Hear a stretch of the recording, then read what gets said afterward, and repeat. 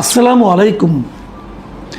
প্রিয় দর্শক, জাতীয় দলের ক্রিকেটার নাঈম হাসানের ব্যাপারটা নিশ্চয়ই আপনারা জানেন। এর মধ্যে এ মাসের 12 তারিখে মানে 3 দিন আগে উনি ঢাকা থেকে চট্টগ্রাম গিয়েছিলেন। রাতের বেলা ঢাকা থেকে খেলা শেষ করে চট্টগ্রাম এয়ারপোর্ট থেকে নেমে যখন উনি একটা সিএনজিতে করে অটো রিকশায় করে নিজের বাসায় ফিরছিলেন, রাস্তায় তাকে দুজন পুলিশ এবং একজন পুলিশের সোর্স তাকে ধরে তাকে মারপিট করে।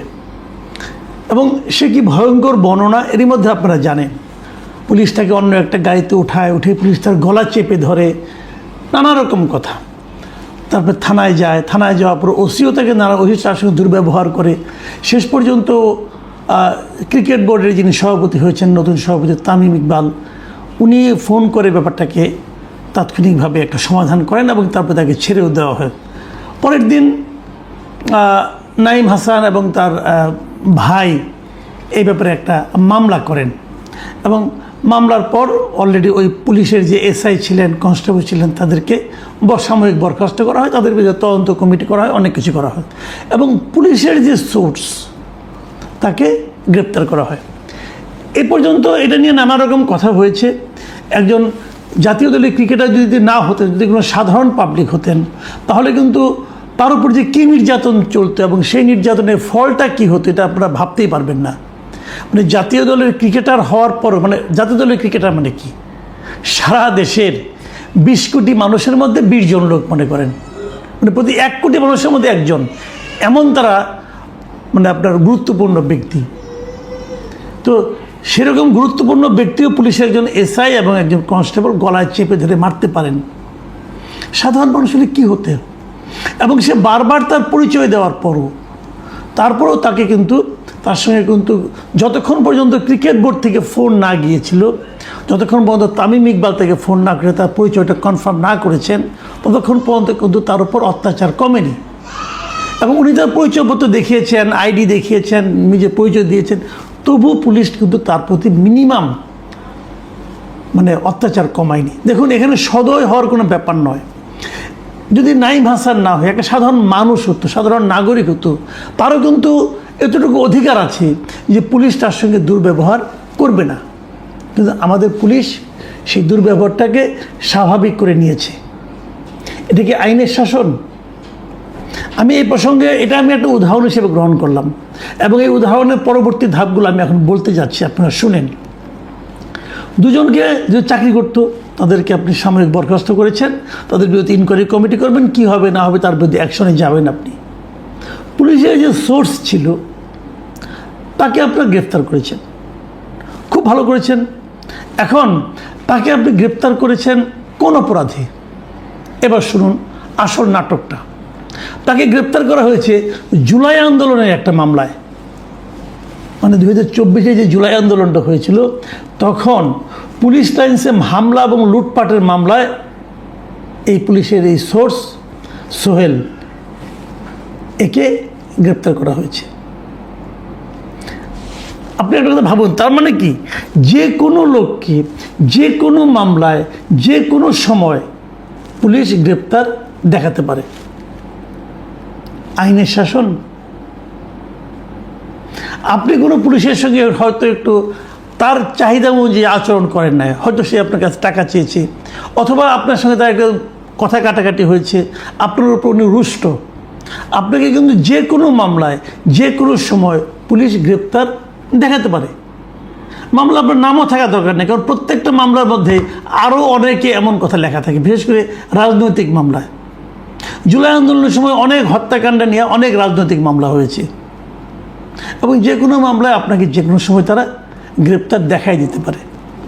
এই যে পদ্ধতিটা, এটাকে আপনি কোন বিবেচনায় আইনের শাসন বলবেন? আমি একটা লেটেস্ট উদাহরণটা দিলাম, আরও উদাহরণ আছে, গতকালকেই ঘটেছে, উদাহরণ দিয়ে বলছি। ঢাকা বিশ্ববিদ্যালয়ের অর্থনীতির অধ্যাপক আবুল বারকাত, তাকে অ্যারেস্ট করা হয়েছিল।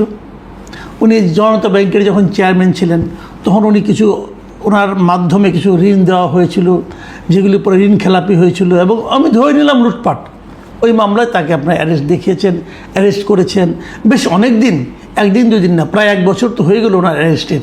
ওনাকে আটক রেখেছেন। রাখার পর তারপর কি হলো? তারপর যখন তার সমস্ত মামলা, তাকে যখন জামিন দেওয়া হলো, মামলার শুনানি শেষে যখন তাকে জামিন দেওয়া হলো, জামিনের আদেশ যখন নাকি আদালতে গেল, তারা আটকে রেখেছে যে ওনার নামে আরও মামলা করা হবে, ওয়েট করেন।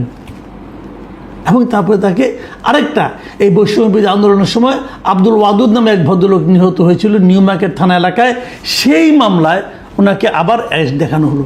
একটা কথা ভাবুন, এটা হলো হত্যা মামলা, তার মানে এটা বড় অপরাধ। এর আগে ছিল ব্যাংকের মামলা, ধরলাম ওটা ছোট অপরাধ। তো বড় অপরাধ থাকতে আপনি ছোট অপরাধে তাকে ধরলেন, একদিন আটক রাখলেন, রেখে যখন তার ছেড়ে দেওয়ার সময় হয়েছে, যখন আদালত তাকে জামিন দিয়েছে, তখন আপনি একটা হত্যা মামলা দেখিয়ে ওনাকে আবার অ্যারেস্ট দেখালেন, জেল কেট দিয়ে উনি আবার জেলে ঢুকে গেলেন। আইনের শাসন হচ্ছে, এই নিয়মগুলো কিন্তু আগের গভর্নমেন্টরা বলেছিল, তো সেটাই তো চালাচ্ছেন আপনারা। আমি বিএনপি সরকারকে বলছি, বিএনপির স্বরাষ্ট্রমন্ত্রীকে বলছি, আপনারা সেটাই চালাচ্ছেন রে ভাই। যে জিনিস হাসিনা চালাতো আপনারা সেটাই চালাচ্ছেন। ওই ঘটনার জন্য যদি আমরা হাসিনাকে সমালোচনা করি, আমরা আপনাকে প্রশংসা করব কোন বিবেচনায়? দেখুন, আরেকটা কথা বলি, এই মাই টিভির যিনি মালিক আছেন নাসিরুদ্দিন সাথী এবং তার ছেলে, উনি একজন কন্টেন্ট ক্রিয়েটর, তৌহিদ আফ্রিদি, এদেরকে আপনারা গ্রেপ্তার করেছিলেন জুলাই আন্দোলনের সময়। ঠিক আছে, তারা গ্রেপ্তার হওয়ার পর গত বছরের 24শে আগস্ট তাকে গ্রেপ্তার করেছেন, 25-এর। এই 24শে আগস্টে গ্রেপ্তারের পর জামিন হয়েছে, এবং জামিন হওয়ার পরেও তাকে কিন্তু ছাড়া হয়নি। এবং আজকে তাকে আবার আরেকটা প্রতারণা মামলায় তৌহিদ আফ্রিদিকে আপনি গ্রেপ্তার দেখিয়ে দিয়েছেন। তৌহিদ আফ্রিদি ইয়াং ছেলে, একটা কন্টেন্ট ক্রিয়েট করে ইউটিউবে, তাকে সবাই চিনে। এই ছেলেটাকে প্রতারণা, মানে মুদ্রা কথা হলো ওকে আমি বিরতি দেবো না। কেন বিরতি দেবেন না? কি সমস্যাটা কি? তার বিরুদ্ধে এই মামলা আগে কোথায় ছিল? যখনই আরেকটা মামলা উনি জামিন পেয়ে যাচ্ছেন, ঠিক তখনই আপনাকে নতুন একটা মামলার জন্ম দিতে হচ্ছে কেন? নতুন একটা মামলা তাকে আসামি দেখাতে হচ্ছে কেন? অনেক সময় এমনও হচ্ছে, আপনি রাখেন 2টা দিন দাঁড়ান, একটা মামলা আসতেছে, মানে মামলা একটা সাজাচ্ছে, সাজিয়ে নিয়ে তাকে যাচ্ছে। পৃথিবীর কোনো দেশে, যে কোনো সভ্য দেশে যদি এই ঘটনার কথা আপনি বলেন, তারা কি এই ঘটনাকে কোনো আইনের শাসন বলবে? আমাদের প্রধানমন্ত্রী বারবার বলেন যে উনি আইনের শাসন চান, আর আমি ওনাকেই বলি, আপনি তো দীর্ঘ কয়েক বছর ইংল্যান্ডে ছিলেন, দেখে এসেছেন এরকমভাবে হয়। তাহলে আপনার সরকার এই সমস্ত ঘটনা ঘটতে দিচ্ছে কেন? আবুল বারকাত ইউনিভার্সিটি, ঢাকা ইউনিভার্সিটির একজন প্রফেসর, ওনারা যদি কোনো অন্যায় থাকে, কোনো অপরাধ থাকে, ঠিক আছে আপনারা তা বিচার করেন, সমস্যা তো নাই কোনো। তো বিচার চললে উনি জেলখানা থেকে বেরোতে পারবেন না। বিচার চলাকালীন যদি আদালত মনে করে ওনাকে জামিন দেওয়া যাবে, আদালত জামিন দিয়েও দিয়েছে, সেই মামলা তাকে আবার নতুন একটা মামলায় তাকে জেলখানায় আটকে রাখতে হবে কেন? এর মাধ্যমে কি প্রমাণ হয় যে সরকার আসলে তাকে আটকে রেখে শাস্তি দিয়ে যাচ্ছে? হয়তো দেখা যাবে এক সময় এই মামলায় উনি খালাসও পেয়ে যাবেন, কারণ বোঝাই যাচ্ছে আব্দুল ওয়াদুদের হত্যা মামলা, যে মামলায় শেখ হাসিনা আসামি, যে মামলায় তৎকালীন স্বরাষ্ট্রমন্ত্রী আসামি, সেই মামলা আবুল বারকাত সাহেবের কী সংযোগী থাকতে পারে ভাই? মানুষ এগুলি বোঝে না, মানুষ কিন্তু বোঝে এবং আপনাদের কর্মকাণ্ডকে মূল্যায়ন করে। হয়তো স্বরাষ্ট্রমন্ত্রীকে গালি দেয় অথবা স্বরাষ্ট্রমন্ত্রীর সমালোচনা করেন, কিন্তু আলটিমেটলি কিন্তু পুরো দায়টা যে পড়ে প্রধানমন্ত্রী তারেক রহমানের ওপর। বলেন যে তারেক রহমানের সরকার এগুলি করেছে। আগে যেমন বলতাম আমরা যে হাসিনা সরকার করেছে, এখন লোকে বলবে তারেক রহমান সরকার এই অন্যায়গুলি করছে, এই অত্যাচারগুলি করছে, এই জুলুমগুলি করছে। দেখেন ABM খায়রুল হক সাবেক প্রধান বিচারপতি, আমি ওনাকে বাংলাদেশের গণতন্ত্র হত্যার জন্য ওনাকে আমি দায়ী করি। আমি মনে করি উনি তত্ত্বাবধায়ক সরকারের পদ্ধতিটাকে বাতিল করে দিয়েছিলেন, আমি মনে করি উনি অন্যায় করেছিলেন। এটা আমার পার্সোনাল অপিনিয়ন, এই জন্য ওনার শাস্তি হওয়া উচিত। কিন্তু ওনার বিরুদ্ধে কী মামলা হয়েছে? হত্যা মামলা। এই মামলা টিকবে? একবার জামিন হয়েছে, আবার তাকে শুনানি দেখানো হয়েছে আরেক মামলায়। এরকম কাকে দেখানো হয়নি? অনেকে শেষ পর্যন্ত জামিন পেয়েছেন, কিন্তু তাকে 2-3 বার কিন্তু শুনানি দেখে আবার দ্বিতীয়বার ঢুকিয়ে দেওয়া হয়েছে। আমি জানি যে অভিনেত্রী শমী কায়সার একজন, ওনারও একই রকম, একবার জামিন হয়েছে, আবার আরেক মামলার পরে ঢুকিয়ে দেওয়া শেষ মুহূর্তে। সেলিনা হায়াত আইভি, তার বিরুদ্ধে 12টা মামলা করেছেন আপনারা। একটা মামলা জামিন হয়, আবার যখন বেরোতে যায় আরেক মামলায় শোন অ্যারেস্ট। কতবার যেরকম হয়েছে ঘটনাগুলো।